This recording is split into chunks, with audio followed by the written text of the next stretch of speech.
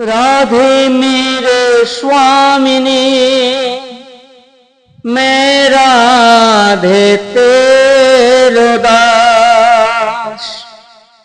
जन्म जन्म दीजियो मोहे तेरी श्री चरण में वास। जन्म जन्म दीजियो मोहे श्री वृंदावन को वास। जन्म जन्म दीजियो मोहे श्री राधा कुंड में वास। तप्त कंचन गौरांगी श्री राधे वृंदावनेश्वरी, वृषभानुसुतें देवी तं नमामि श्री हरि प्रिये। जय श्री राधे। आज আমরা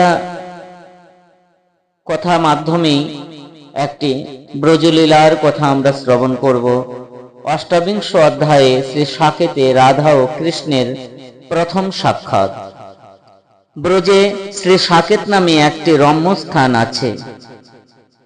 কালীয় দমনের দিন যখন ব্রজবাসীরা শুনলেন যে শ্রীকৃষ্ণ যমুনায় মানে কালীদহে প্রবেশ করেছেন এবং কালীর দ্বারা আক্রান্ত হয়েছেন, তখন সকলে যমুনায় গেল। রাধারানীও সেখানে গেলেন। নবকিশোর কৃষ্ণ যখন কালীর ফোনার উপর নৃত্য করছিলেন, তখন তিনি সখীগণ পরিবৃত নবকিশোরী রাধারানীকে দেখতে পেলেন। রাধারানীকে দর্শন করে শ্রীকৃষ্ণ এতই আনন্দ অনুভব করতে লাগলেন যে তিনি তখন থেকে রাধারানীর সঙ্গে কোনোভাবেও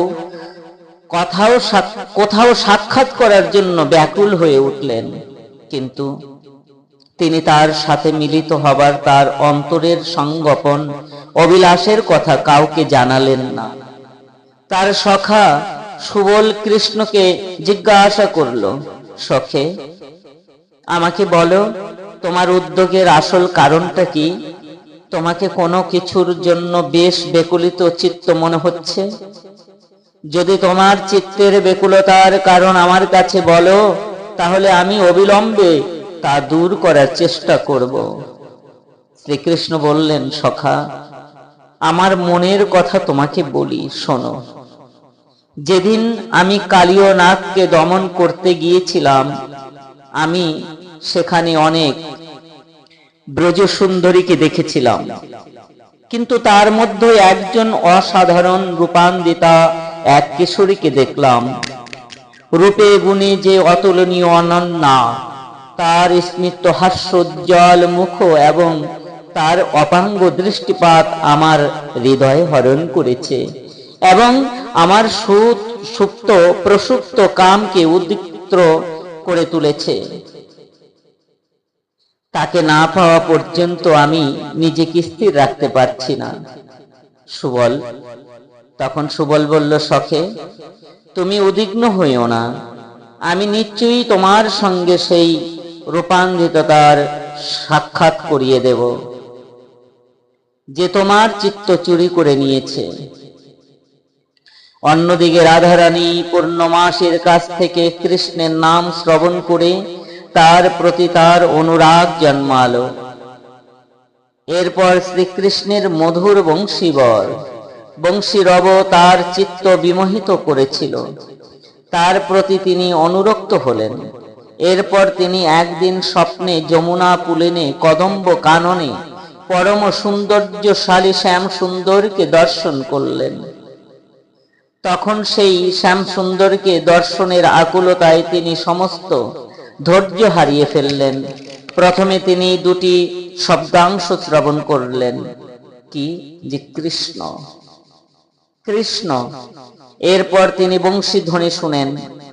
তৃতীয়তে তিনি তার স্বপ্নে শ্যাম সুন্দরের সুন্দর রূপ দর্শন করেন। তিনি এই তিনজনকে তিন ভিন্ন ভিন্ন ব্যক্তি বলে মনে করেছিলেন। ওই তিনজনের প্রতি রাধিকার চিত্তে প্রেমের উদ্গম হলো। তিনি উৎকণ্ঠার এক কল্পনাতীত স্তরে পৌঁছালেন এবং তার মনে আর কোনো শান্তি রইল না। তিনি এমনকি মুহূর্ত মাত্র ঘুমাতে পারছিলেন না। তার সর্বদেহ মুহুর্মুহু রোমাঞ্চিত হয়ে পনস ফলের আকৃতি ধারণ করেছিল। তার প্রেমাস্পদকে দর্শনের তীব্র আকুলতাবশত তার দেহটা পাথরের মতো স্থবির হয়ে গিয়েছিল। ফলে তার সখীরা যখন তার সাথে কথা বলেছিলেন, তিনি ঠিকভাবে প্রত্যুত্তর করতে পারছিলেন না। তিনি তার প্রেমাস্পদের প্রতি কোটি সমুদ্রের ন্যায় গভীর বিরহের মর্ম ব্যথা কারো কাছে ব্যক্ত করতে পারছিলেন না। তিনি কেবল সরবে রোদন করেছিলেন, আর মধ্যে মধ্যে তিনি গভীরভাবে শ্বাস নিচ্ছিলেন। কখনো কখনো তিনি মূর্ছিত হয়ে ভূমিতে পড়ে যাচ্ছিলেন, কখনো কখনো তিনি উন্মাদের মতো প্রলাপ বকছিলেন। রাধারানীর এমন অবস্থা দেখে তার সখীরা তাকে অত্যন্ত প্রীতিপূর্ণ ভাবে জিজ্ঞাসা করতে লাগলেন। বললেন, রাধে রাধে, কেমন করে তোমার মনের এমন দশা হলো? তোমার মুখের দিকে তাকালে আমাদের হৃদয় ভেঙে যাচ্ছে। শ্রী রাধিকা বললেন, সখী, আমার মনের কথা শোনো। আমি কুলবতী অবলা রমণী, কিন্তু তিনজন ভিন্ন ভিন্ন পুরুষের প্রতি আমার মন আকৃষ্ট হয়ে পড়েছে। এক মন এখন তিন দিকে ধাবিত হচ্ছে। দয়া করে আমাকে বলো, আমি কি করব? আমার আর জীবন ধারণের প্রয়োজন কি? বরং এখন প্রাণ ত্যাগ করাই শ্রেয়। তখন ললিতা বলল, কোন কোন তিন পুরুষ? তারা কেমন করে তোমার মন হরণ করল? রাধারানী উত্তর দিয়ে বললেন, সখী, কৃষ্ণ নামে একজন ব্যক্তি রয়েছে। কেবল তার নাম শ্রবণ করা মাত্রই সে আমার হৃদয়ে প্রবেশ করেছে। আমি কোনোভাবেই তাকে আর বাইরে বের করে দিতে পারছি না। আমি অপর এক পুরুষের বংশীধ্বনি শুনেছি। আমি তার সেই মোহনবাসীর সুরে এতই আকৃষ্ট হয়ে পড়েছি যে আমার মন তার প্রতি প্রমত্ত হয়ে উঠেছে। তারপর আমি স্বপ্নে একজন পুরুষকে দর্শন করলাম, যার শ্যাম অঙ্গকান্তি নবদিত মেঘের নীলিমাকেও পরাভূত করে। তার পরিধানে ছিল পীত বসন, তার রক্তিম অধরষ্টে সংলিপ্ত মধুর স্মিত হাসি তার মুখার বিন্দুকে পরম রমণীয় করে তুলেছিল। সেই সুন্দর পুরুষটি যমুনা পুলিনে তার বাহু প্রসারিত করে আমাকে যেন আলিঙ্গন করতে আসছিল। আমি বারংবার নিষেধ করা সত্ত্বেও বলপূর্বক সে আমার অষ্টাধরে চুম্বন করল। তার অধরষ্টের সেই অমৃতাস্বাদ তখন থেকে আমার চিত্ত হরণ করেছে। রাধারানীর কাছ থেকে সবকিছু শুনে চতুর্শ্রেষ্ঠা ললিতা বলল, সখীদের ভিতরে সবচেয়ে বড় চতুর হলো ললিতা। সখী, এই তিন পুরুষ ভিন্ন ভিন্ন নয়, একই ব্যক্তি। তুমি যার নাম কৃষ্ণ বলে শুনেছ, যার বাঁশুরি শুনেছ এবং যাকে তুমি স্বপ্নে দর্শন করেছ, সে একই ব্যক্তি। সেজন্য তুমি অকারণে এত উদ্বিগ্ন হইও না। শ্রী রাধিকা বললেন, সখী, এই নাগরের দর্শন ব্যতীত আমার জীবন অর্থহীন। এখন আমাকে বলো, কিভাবে তার সাথে আমার দেখা হতে পারে? ইতিমধ্যে সুবল গিয়ে সেখানে পৌঁছিল। ললিতা তাকে এক পাশে নিয়ে গিয়ে রাধারানীর অবস্থার কথা তাকে জানালো। সুবল ললিতার কাছ থেকে সবকিছু শুনে মনে মনে খুবই খুশি হলো, কিন্তু বাইরে চাতুর্যপূর্ণ বাক্য সে বলল, ললিতে, তুমি যা বলছো মহা বিপদের লক্ষণ। দুজন ব্যক্তিকে পরস্পর সাক্ষাৎ করানো অসম্ভব, কেননা একজন রাজার কন্যা রাজনন্দিনী আর অন্যজন একজন রাজার পুত্র রাজনন্দন। রাজনন্দিনী রাধা কখনো প্রাসাদ ছেড়ে বাইরে আসবে না, আর রাজনন্দন কৃষ্ণ কখনো এখানে আসবে না। আরেকটি সমস্যা, সেটা হচ্ছে কৃষ্ণ কখনো তার সখাদের ছাড়া একাকী কোথাও যায় না।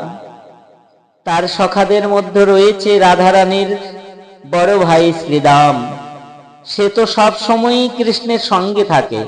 যখনই সে কৃষ্ণের কোনো চপল আচরণ দেখে, তখনই সে নিজ ভাইয়ের মতো তাকে নিরস্ত করে। কৃষ্ণ সর্বদাই তার সখাদের দ্বারা নিয়ন্ত্রিত হয়, সে কখনো স্বাধীন নয়। সে কারণেই এই সাক্ষাৎ সম্পূর্ণ অসম্ভব। সুবলের কথার উত্তরে ললিতা সুবলকে বলল, তুমি যদি আমার কথা অনুসারে কাজ করো, তাহলে তাদের মিলন সম্ভব হতে পারে। একটি খুবই নির্জন নিভৃত স্থান আছে, যা এর জন্য খুবই উপযুক্ত। স্থানটি হচ্ছে বর্ষণার উত্তরে ও নন্দগ্রামের দক্ষিণে অবস্থিত সংকেত বন। সেই সংকেতে তুমি যদি কৃষ্ণকে শ্রী রাধার রাগোৎকণ্ঠা ও আসক্তির কথা জানাও এবং যে কোনো ভাবে তাকে ওইখানে নিয়ে আসতে পারো, তাহলে আমি রাধা রানীকে সেখানে নিয়ে গিয়ে পরস্পরকে দেখা করাবো। সুবল ললিতার কথা শুনে খুব খুশি হলো। সে বলল, দেবী, তোমার আজ্ঞা শিরে ধারণ করে আমি এখন কৃষ্ণের কাছে চললাম। রাধারানীর রাগোৎকণ্ঠা সম্বন্ধে জানাতে আমি তার অতি অন্তরঙ্গ সখা। সে কখনো আমার অনুরোধ ফেলবে না। আমি নিশ্চয়ই তাকে এখানে নিয়ে আসব। তখন সুবল নন্দগ্রামের উদ্দেশ্যে যাত্রা করল এবং কৃষ্ণের সাথে সাক্ষাৎ করল। সুবল কৃষ্ণকে বলল, সখে, যে তোমার চিত্তহরণ করেছে, আমি তার সংবাদ পেয়েছি। সে মহারাজ বৃষভানু কন্যা, তার নাম শ্রী রাধিকা। তার সখীগণের মধ্যে সর্বোত্তমা ও সুবিজ্ঞা হচ্ছে ললিতা। তার সাথে কথোপকথনের পর সে আমাকে বলল, বর্ষণার উত্তরে একটি অত্যন্ত রমণীয় ও নিভৃত স্থান আছে। তুমি অবশ্যই সন্ধ্যার সময় নন্দনন্দন কৃষ্ণকে সেখানে নিয়ে আসবে। সুবলের নির্দেশ মতো কৃষ্ণ সেখানে গেলেন এবং ওই বনের সৌন্দর্য দর্শন করে খুব খুশি হলেন। অপরদিকে ললিতা রাধারানীকে বলল, রাধে, তুমি যাকে দর্শন করার জন্য এত ব্যাকুলতা, তোমার সেই নাগর এখানে এই কুঞ্জে রয়েছে। তুমি যাও, তার সাথে সাক্ষাৎ করো। রাধারানী ও সখীবর্গ সকলে কুঞ্জের মধ্যে প্রবেশ করলেন। সেখানে রাধা কৃষ্ণ পরস্পরকে দর্শন করে আনন্দ সাগরে নিমগ্ন হলেন। এই সংকেত বনেই হচ্ছে রাধা ও গোবিন্দের প্রথম সাক্ষাৎ। সংকেত বনে, এই সংকেত বনের থেকেই সেখানে চলে গেলেন প্রেম সরোবরে মিলন।